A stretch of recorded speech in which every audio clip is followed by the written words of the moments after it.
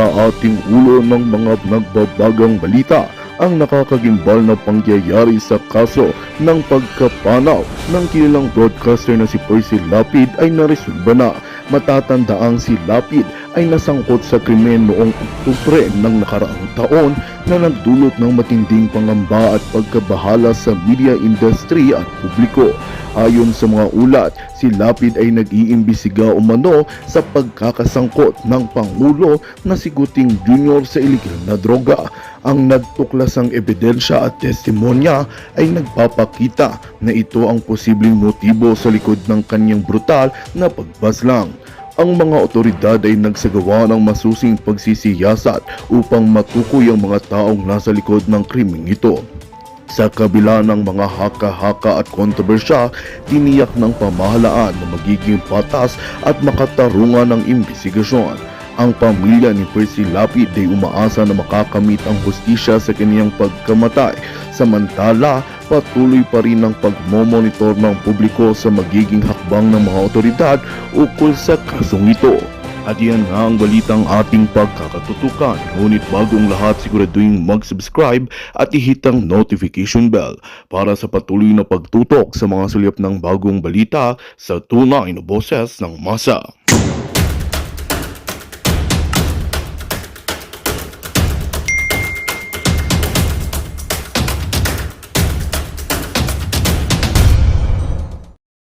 Right. So, mga palangga, ang mga ngagva ay abala sa pagti-take down ng video ng Pulburon video. So, ibig sabihin talagang hanggang ngayon ay natataranta ang mga Jutang Ginimes kasi nakita ng milyon-milyong Pilipino kung paano sumuyop si Bangag. Kasi nung una nating inintroduce yung ano na yan, yung pulboronic video ni Kuting, sabi ko nga, ang sabi ko lang naman, mga palangga, kayo na ang humusga. Panoorin ninyo si Bangag, yung mama, o di ba? Tapos sobrang nag-react at talagang nataranta etong mga bangagstra na ito. So ano nangyari ngayon? Di ba? Nagpa-press con, nataranta si Gibo at nanghamon na makikipag-ugnayan sa Amerika at pananagutin ang mga taong nag-post ng video, which is ako lang naman mag-isa, ang nag-post, wala ng iba. Then tinakot ang taong bayan para mag-share and everything. So nakita nyo ang gesture, kahit ano pang sabihin nila ng gobyerno na ito ay hindi si Bangag, sabi ko nga, ganun talaga. Ganon talaga ang kanilang defense. Okay, ang pangbangagang defense. Sabihin hindi siya.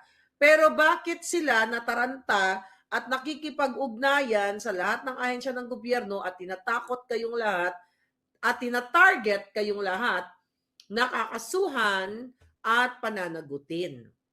Okay? So ngayon, ngayong araw na ito, madaling araw, ay release ng balita itong Philippine Star. Actually, maganda yung headline nila.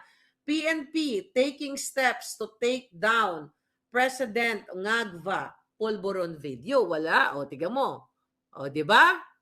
PNP taking steps to take down Pulburon video. So, bakit nila iti-take down? Bakit nila iti-take down kung sinasabi ni Abalos na tengang-tenga pa lang ay ibang-iba na? Binlow up nila yung mukha, iniba nila yung actual na sa video para magbukhang Koreano si Kuting. Okay? Kasi ayaw nila pang mapanood ninyo, but definitely nakapag-save na kayo ng copy at baka hindi nyo pa na-forward sa inyong mga kamag-anak, mga kaibigan, sa mga probinsya, i-private message na lang o i-email ninyo. So magtulungan tayo para makita ng taong bayan na hindi pa nakikita dahil tinake down nila. Yung sa akin post ko tinake down. I think, yung kay Attorney Glenn, yung kay Spokesary, tinake down nila. Anong ibig sabihin nito? Bakit nila tinake down? So, ibig sabihin mga palangga, positive ang items. Positive ang items mga hitad. Pero bago eksa ng mga kaganapan, gusto ko munang i-follow ninyo si Hitad. Okay? Okay, ang inyong palangga ay i-subscribe muna ninyo. Ayan.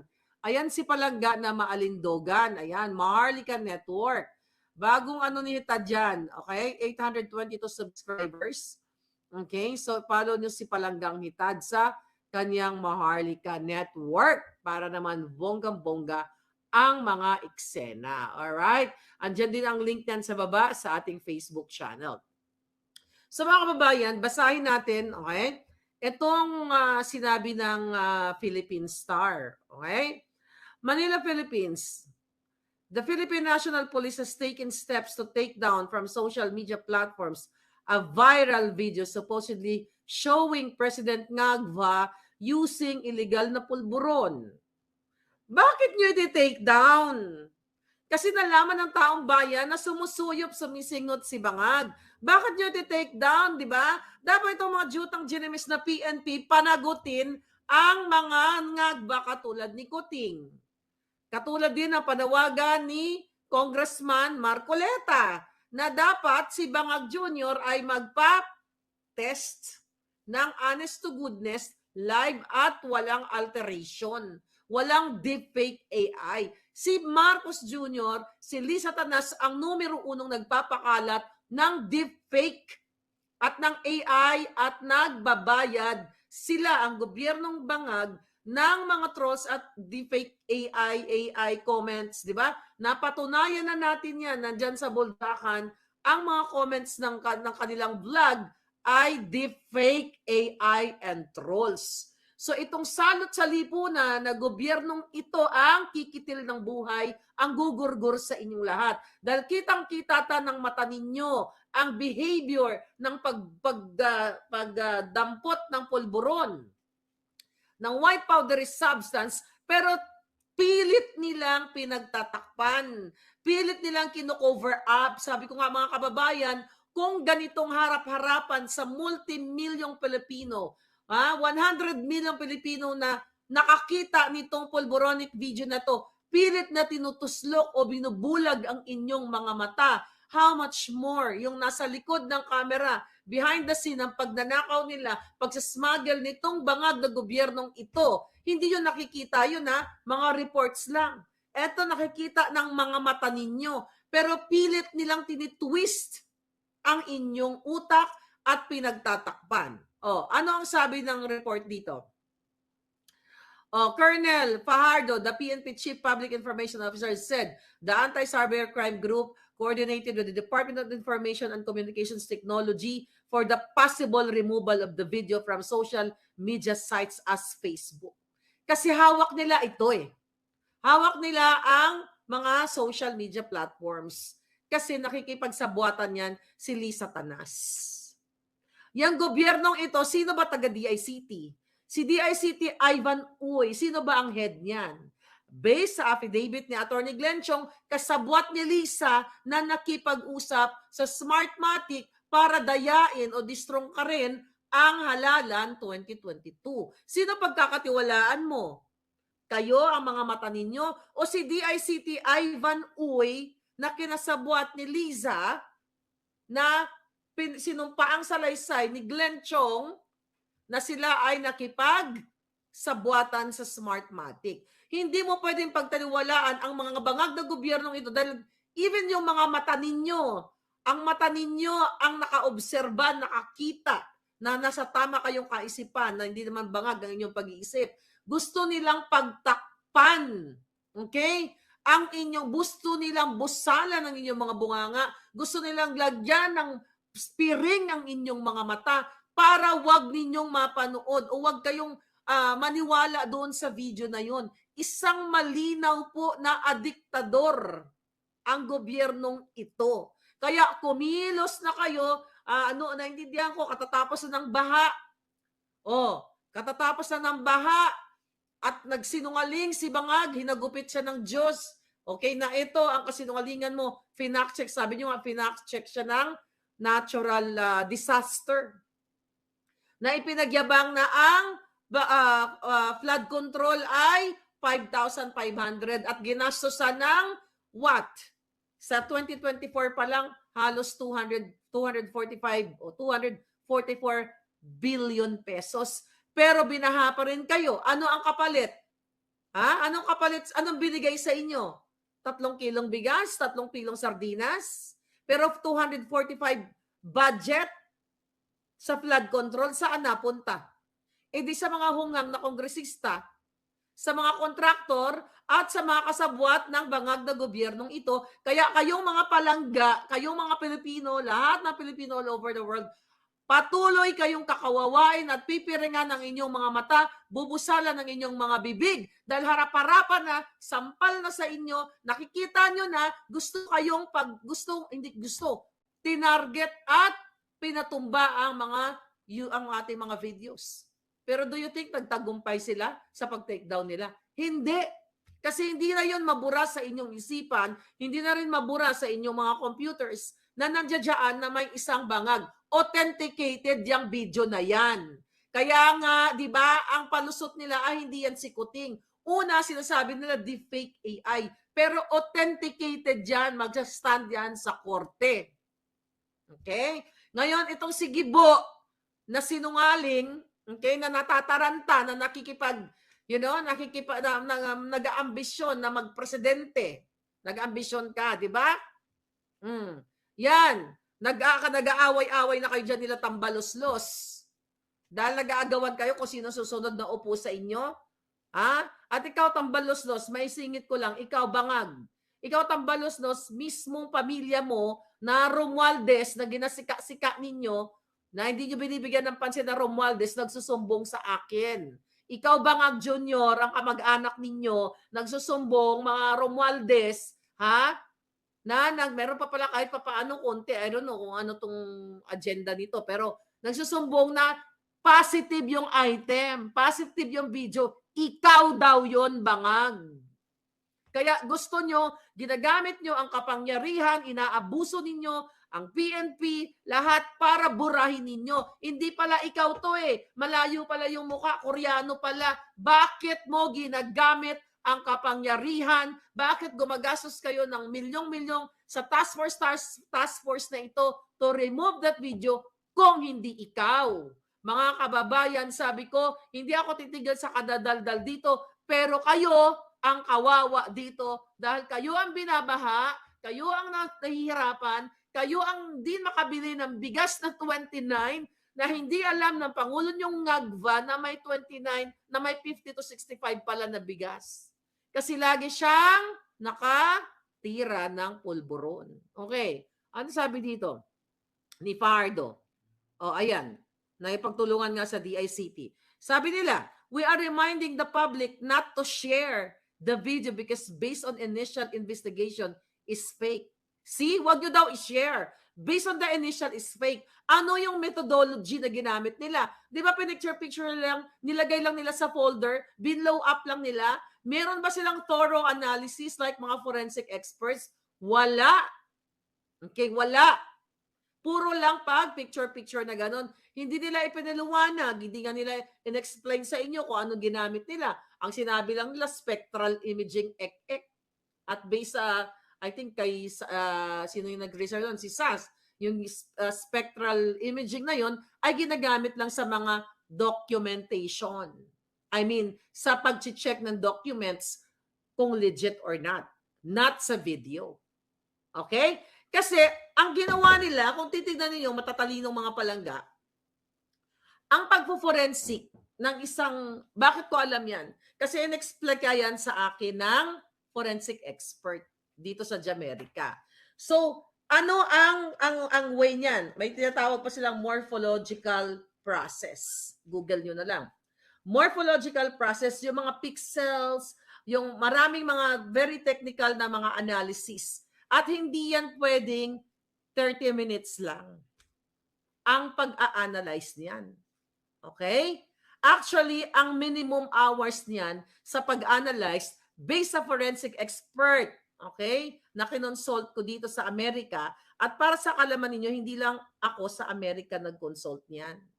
Okay? Even outside America. Alright? Bago natin inilabas yan. So, minimum hours to analyze the video. The video. Okay? 5 hours to 20 hours.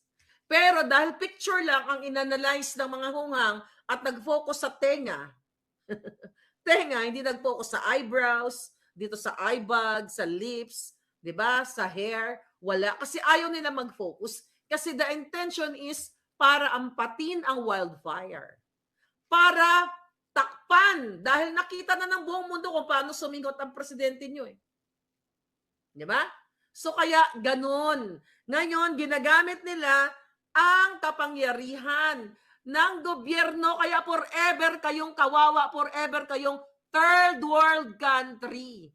Forever na dugyot ang Pilipinas. Forever na manglilimahid kayong lahat maliban sa may mga negosyo o negosyong nakakadikit sa gobyerno na hindi nagbabayad ng tamang buwis, maliban sa mga kongresista na mga senador, mga politiko na araw-araw kayong pinagnanakawan, forever kayong maghihirap. Bakit? Tignan nyo, mga middle class. Binaha kayo. Anong gagawin nyo ngayon? Kuting-kuting pa rin? Sino ang may kasalanan ng baha na yan? Ang gobyerno. Kasi ang pera ninyo, ang taxpayers' money, ay pinondo dyan. Imagine nyo just for 2024. 2024, this year. 244 billion pesos. I believe, first time in the history, kung hindi ako nagkakamali, sa pagkatanda ko bilang isang buhay na ako ay lumaki dyan sa Maynila. Okay? Naranasan ko rin ang bagyo at baha. First time na binaha kayo ng ganyan sa karamihang bahagi ng Maynila o ng National Capital Region. Bakit? Kasi ang pera ninyo, ang taxpayers' money ay kinamkam ng kongresista, ng senador, ng kontraktor at tiwali na ahensya ng gobyerno. Sino ang may kasalanan? Okay? Kayo. Bakit?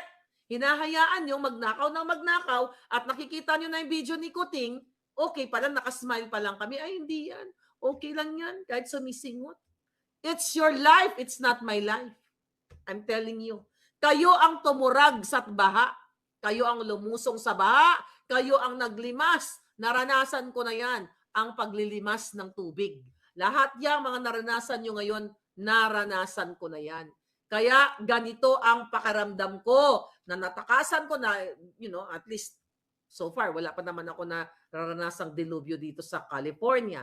Diba? Hindi naman kami binabaha dito, more on. Ay, may mga part pala in the past. Meron, pero baha dito, konti lang. But anyway, yaan kayo ang nahihirapan.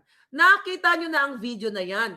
Pinati-take down nila. Imagine nyo ginagamit. Nasaan ang power? Nasaan ang kalayaan ng mga Pilipino na ipakita sa buong angka ninyo ang video? It's like kung wala tayong Facebook, kung walang social media, ang equivalent niyang ginagawa nila, ginugurgur kayo. Katulad ng paggurgur ng gobyerno kay Percy Lapid, na numero 1 nagtuligsa kay Kuting sa kanyang polboronic. Okay? So kayo ang kawawa, hindi ako. Do you think kawawa ako pag ayaw nyong kumilos? Ayaw mag-speak up? Hindi. Kayo ang kawawa, kayo na naman ang babahain. Ngayon, panahon na ng baha. Panahon na ng tag-ulan. Ano ang sabi ng DPWH? Ha? Ano ang sabi nila? Ay, kaya kasi binaha, nagkataon malakas ang ulan. Nagkataon daw malakas ang ulan, kaya kayo binaha. Tapos si Marcos Jr. nagyabang sa kanyang SONA na may 5,500. O tapos bilang naglabas, gagawa siya ng what? Magbubuo siya ng National Flood Control Plan or Master Plan? Really? So yung pinagyabang niyang, which is alam naman natin na walang 5,500 na flood control, ibig sabihin hindi dumaan sa proper planning. So yung mga pinagsasabi niya sa SONA ay mga katang-isip lamang at gawa-gawa panlilin lang sa inyo. Ulitin ko mga kababayan ko, okay? Na kayo ang maghihirap, kayo ang magkakaroon ng sakit kapag binaha ang inyong mga anak. Kayo naman nababasa ang inyong, imagine, baka mga pictures ninyo. Ako, mga old photos ko nung bata ako, nawala kasi nabaha kami yan, baka I hope yung sa inyo na iligtas ninyo. Nakita nyo yung iba hanggang bubong 'Di ba? Bubong na lang ang naiwan, nasa taas na sila. At hindi nire-report ng mainstream kung ilan ang nangamatay. Kung ilan ang casualties. Pinipigilan ba sila ng bangag na gobyerno para hindi i-highlight kung ilan ang mga nasawi? Halos wala kang makita eh. Ang ina-highlight nila si bangag. 'Di ba? Na nagkukumpas-kumpas. So wala ka nang maaasahan dito sa mainstream media na ito dahil kinakasabwat din ng gobyerno. Sino pa asahan ninyo? Ha? Sino pa asahan ninyo mga palangga? Okay. Dali. Ha? Wala kayong maaasahan dahil pariwara na talaga ang inyong mga, kung nga lang, sabi ko nga, lipulin lahat.